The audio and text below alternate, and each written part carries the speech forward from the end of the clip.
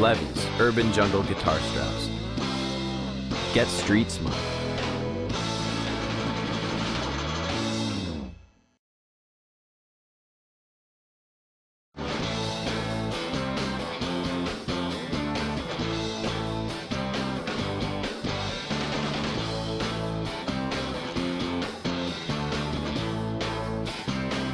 Levy's Urban Jungle Guitar Straps. Get street smart.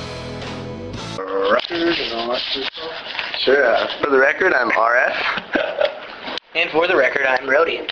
Oh, right on. Okay, out of your early days back in around 2004, what really got you guys noticed on the rock and roll world map, especially in Canada? Like, what would you say put you out there? Probably our enormous phalluses, I believe, showing through our pants.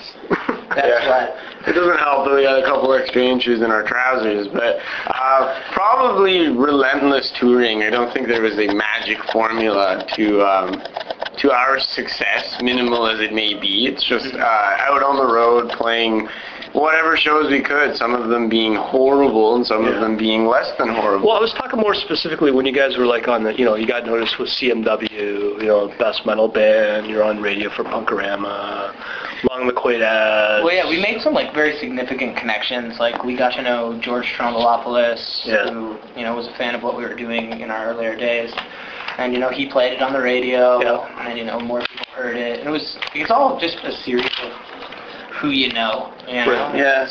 Actually, it's interesting that you mentioned Punkorama and that Rody mentioned George, because I think the very first Punkorama interview we did was the first time I kind of felt that maybe I can go somewhere with this, and there are people outside of my family and friends that are interested somewhat in what we were doing, and his support, was just completely invaluable to us. Right. So it's nice that someone of his stature is able to sort of reach down and help the little guy. Yeah, he's always been that way, I find. He's been really accessible.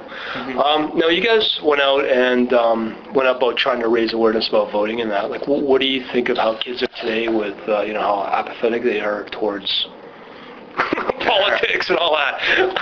What would you do to change it if you could? Yeah, I don't know. It's difficult to change complacence, because how do you have someone care when nobody really cares? Yeah. I think maybe once we've painted ourselves into a corner, we'll recognize the necessity for giving a hoot about what's going on in your country. Right. And we're kind of guilty of having fallen off the wagon with these kind of things as well. I think maybe even touring. Like we when we leave the country and come back, we're really out of the. We really don't. Loop. Yeah, exactly. We're out of the loop. We don't really know sort of what's going on. And then when an election comes, we're all scrambling and trying to figure out information on what's going on and where our vote should be going and whatever. But yeah, it's sad. I think a lot of us face this enormous complacence in youth that will ultimately probably damn us all. Probably eventually. Hopefully. Okay, with you guys doing all the variety of different bands you guys played with, especially what got me was Korn and Limp Bizkit. How did that crossover go for you with that kind of meathead kind of audience? Oh, that particular audience, not well at all. I think at one point they were chanting "fuck you." They were like repeatedly to us. They didn't like us too much. And that's understandable. No, we didn't like demographic. Yeah, we didn't like them too much, so it was mutual. Okay. Now, are you guys gonna go on the U.S. component of the Warped Tour this year, or is there talk of it? I don't know if we'll be on the Warped Tour. There is talks of doing such a thing. We did the 2006 Warped Tour in its entirety. It was fun, but I don't know. Just waking up and doing the same thing every day for 2 months. It's not the greatest thing. Like, you're in the exact same venue. At least when you're on a regular tour, you're going to different places. Right. You're seeing different things, as opposed to this desert with stages every day. Yeah, and I'd also ask your listeners to imagine Las Cruces, New Mexico, in the height of summer. It's not a very pleasant place to be. It feels like the seventh layer of hell. Okay. Now, with you guys doing your previous album, obviously you guys were more focused on lyrically, I'd imagine, and musically about prisons and prison guards and the prison priests. What made you focus on prisons?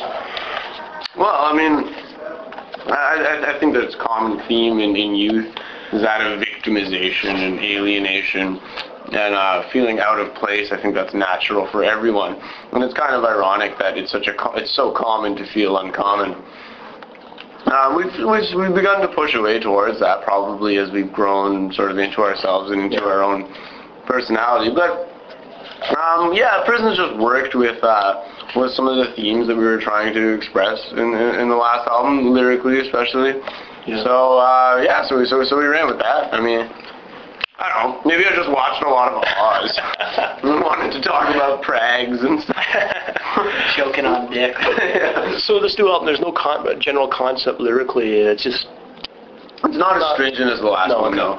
Okay. But I think that there are conceptual themes that tie it together, but any good album would do that, and I think we've made an effort towards a good album. Okay. Maybe we'll fall short. Okay.